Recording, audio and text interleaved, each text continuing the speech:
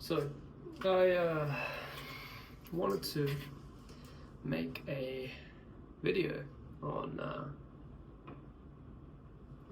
little chat. So right here in my front porch, I guess, indulging in some nice coffee, cigar, and I wanted to talk about how I've been sober for 2 months now, and I think that it's not necessarily a big achievement. It's not. Some people have been sober their whole lives, and I have never had a problem with alcohol. But I didn't drink until I was 21, so my first drink ever was 21 years old. I never aspired to drink. I actually hated alcohol. I despised it. I couldn't stand it. I never wanted to be around it. My parents drank a little bit, so that's where I developed a hatred for it. But I find now, having lived through all these different experiences and different parts of life, I've gotten to this stage where alcohol had become part of me in one way or another. And alcohol spoke to me in a way that a person or a thing couldn't speak to you in. And it's a weird thing I find with alcohol. I don't crave it. I don't envy it. I don't lust for it. But I find you can relate to those who drink all the time because it's a missing piece of you. It's like a best friend that doesn't leave. It's a reassurance, it's a warmth, and I understand it. I understand why people drink and why people delve into that field. But then I can't understand why you'd allow it to take control.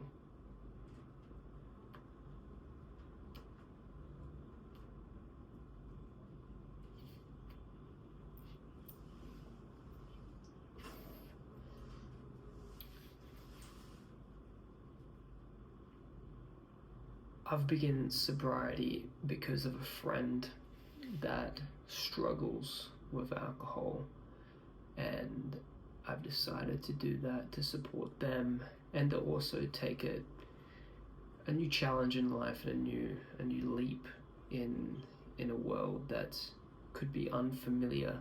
Not to me, since I was never a big drinker, but alcohol for me allows euphoria. It allows a feeling that's not necessarily dopamine. It's a feeling of enlightenment, as you could say. But the way to stay away from that, the way to disacknowledge the feeling of enlightenment and the feeling of euphoria and the feeling of comfort and a warmth and a best friend, that's where the hard part is. And I think a lot of people can do a year, they can do 5 years, they can do 10 years. But sitting and acknowledging that feeling is never coming back is, I don't believe, something that the mind can ever accept. So in saying that what this conversation is about is simply alcohol and the need for it, the want for it, and the crave for it in individuals such as yourself who might be watching this. But it's not necessarily something that you want every day. It's just something that allows you to ease into out your day, or to ease from your day, not to feel this comfort. It's a comfort.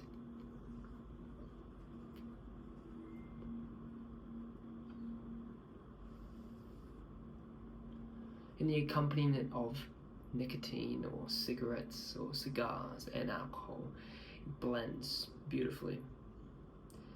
And don't get me wrong, am I going to stay sober my whole life? No. I don't have a problem. Which is what people say who have a problem. But I haven't done anything bad on it, nor have I had any repercussions from it, so I can't say that it is a problem for me. But the acknowledgement that it does something for you can be a problem, because then it allows you to sit in the back seat, allows you to let it drive, it allows you to dictate different decisions, and that's where control has to come in. That's where you have to understand that your mind needs to be strength. Your mind needs to be strong enough to acknowledge when it wants to take control.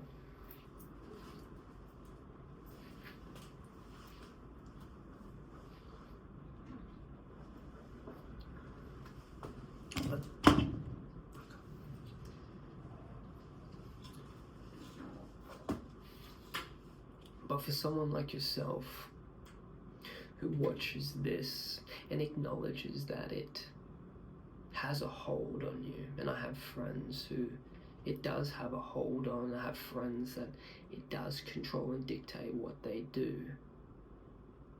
But for someone like you watching this, where do you sit within the scale of it? I mean, you can have social interactions on alcohol. Everyone can have 1 drink, 2 drinks, but where is the line? Where is the limit? Because I find when I drink, it's not necessarily 1 or 2, it's 10, it's 12, it's 15, it's 20, because I enjoy it so much. But then is that develop into a problem? Is that develop into an uncontrollable feeling that you're always craving, always desiring, just like a drug, just like caffeine, just like nicotine?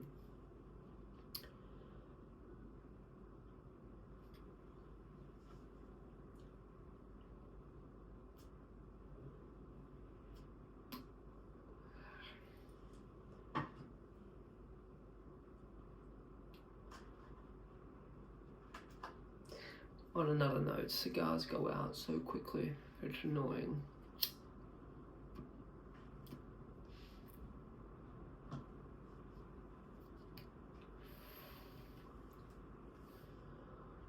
If you look back at the days,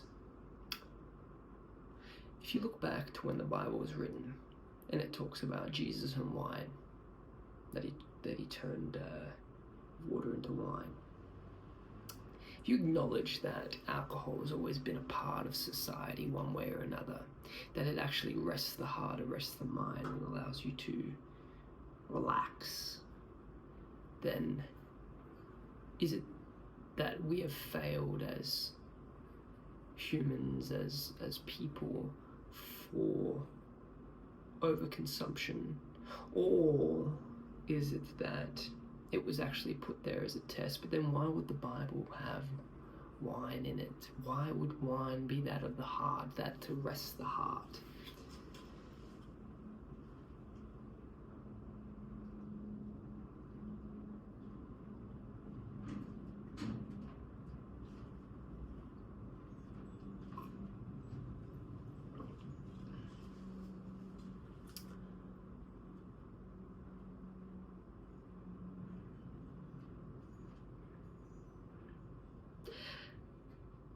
alcohol changes the mind, and it does, in a sense, toxify the mind and rot the mind over time from consumption. But why is it that some people sleep better when they drink, or some people can function when they drink, when they were never an addict to begin with, when they were never an addictive personality disorder to begin with, when they were just a normal person and they discovered a substance or a chemical that's liquid formed, and it allows them to begin to be comfortable. Was it put here, arguably, to give us peace in one sense and then give us terror and trauma in another? Was it put here by God? Was it put here by the devil? Who knows? But my fucking cigar went out again. So you know I'm talking too much.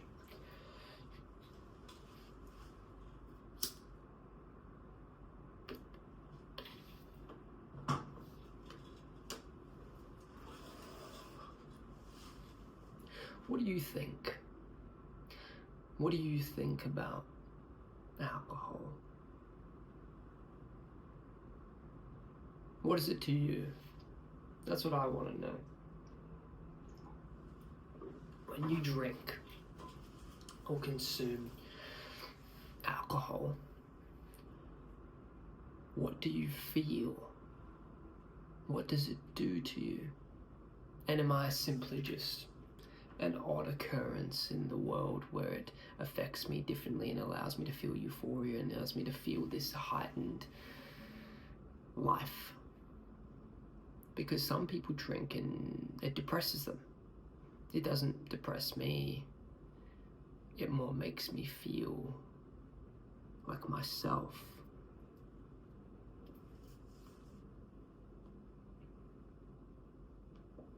But then, if I had a problem, I wouldn't be able to quit, and I wouldn't be able to control it, and I wouldn't be able to say, no, I won't have another drink, no, I won't consume more alcohol, no, tomorrow I have to do something, I won't go and ruin my health and ruin my day and potentially sabotage things that need to be done. So there's no problem there.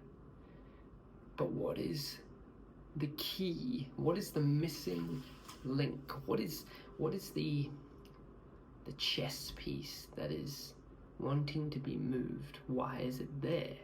Is it boredom?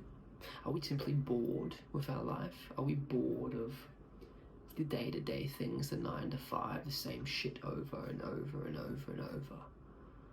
What is it that's missing that substance brings to majority of the planet?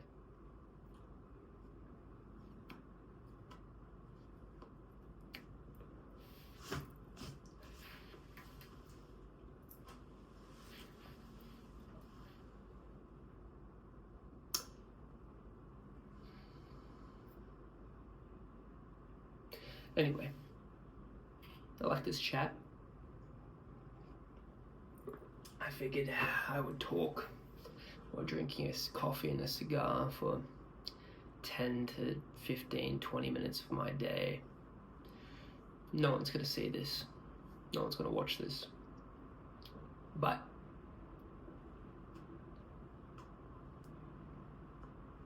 maybe one person will relate to it. Maybe one person will watch it and be like, what does this do for me?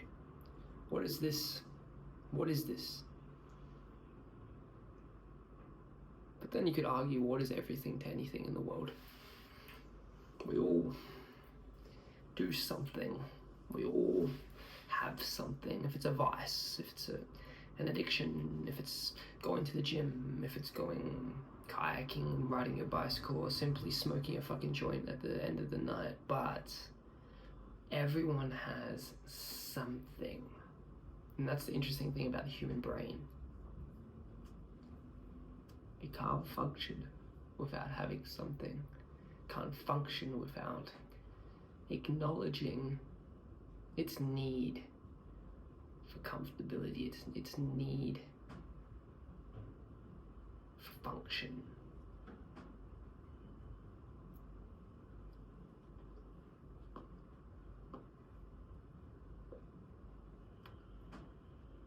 Anyway, that is the end of my chat for today. But I'll see you next time.